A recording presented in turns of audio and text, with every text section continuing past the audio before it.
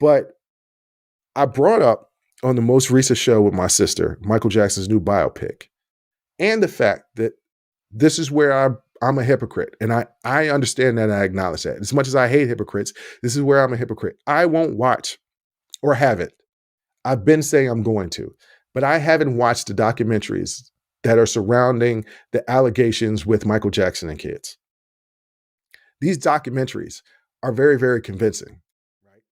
Because documentaries are kind of like papers. There's a thesis statement in there, and any paper or any thesis statement, you are going out to prove your thesis statement. So you're going to have evidence and things to back up your thesis statement. And the basic point of these documentaries is to basically prove that Michael Jackson was a child molester, which I've said right here on this show is the absolute worst crime, right? I don't know if I don't believe it or don't want to believe it. And that's the reason why I don't watch these documentaries. It's probably I don't want to believe it. But I also don't believe it, but I don't know, right? Like I don't know.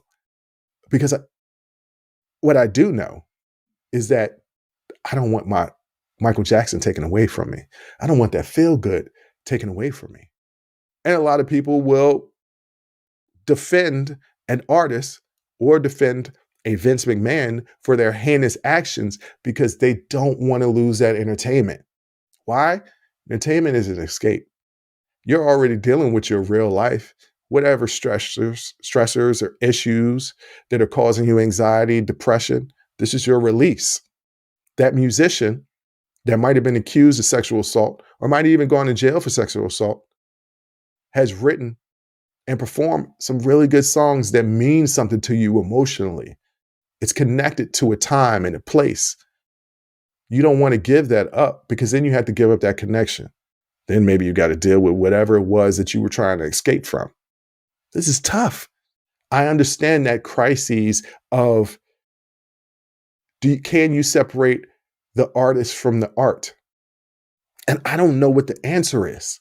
Why is it that I only listen to 2 R. Kelly songs? There's 2 R. Kelly songs I can't give up. Why? Because there's an emotional connection to those songs, but I won't listen to his catalog. And then I have friends of mine that are just like, look, what he did was heinous, but he made good music, so I'm gonna keep listening to his music. Like how can you support somebody that did that? Right? If Vince McMahon was still part of this wrestling company, I would have to stop watching it. I would have to. If he comes back, I have to stop watching. And I really, really enjoy it. I don't really use it as an escape anymore. I just think that it's really, really good storytelling. I mean, it's a male soap opera where they fight each other at the end. I mean, it's really, really, really cool. I have other outlets now to deal with anxiety or stress. Working out is a huge outlet of stress. I don't want anybody out there worried about me. Saying, is Bruce going through something that he don't want to give up wrestling? But I don't want to give up wrestling. I will, though, if he comes back. Now that I know the full scale of these allegations, because beforehand, we kind of knew that there was something there, but we didn't know the details. And isn't that always the problem? Right?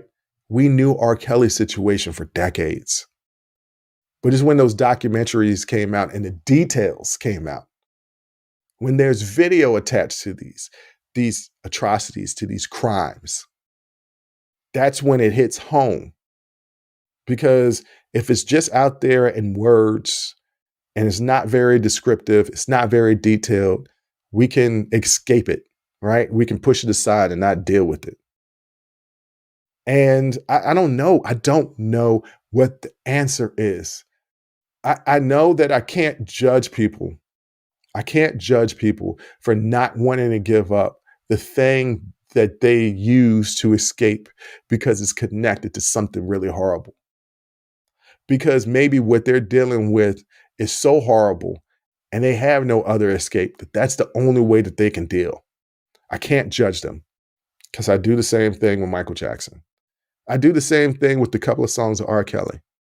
I'm still going to watch old pay-per-views that Vince McMahon are associated with when I know for a fact that these allegations were going on, not these specific, because these specific allegations said they were started sometime during the pandemic.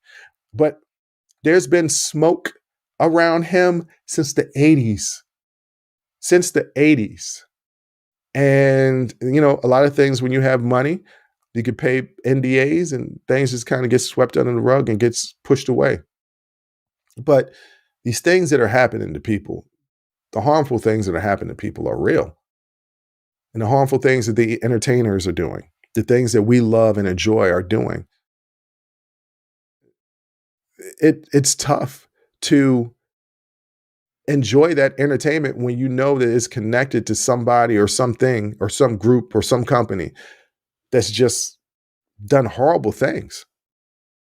We enjoy our cars and our Jordans, our tennis shoes, when it's essentially slave labor overseas, right?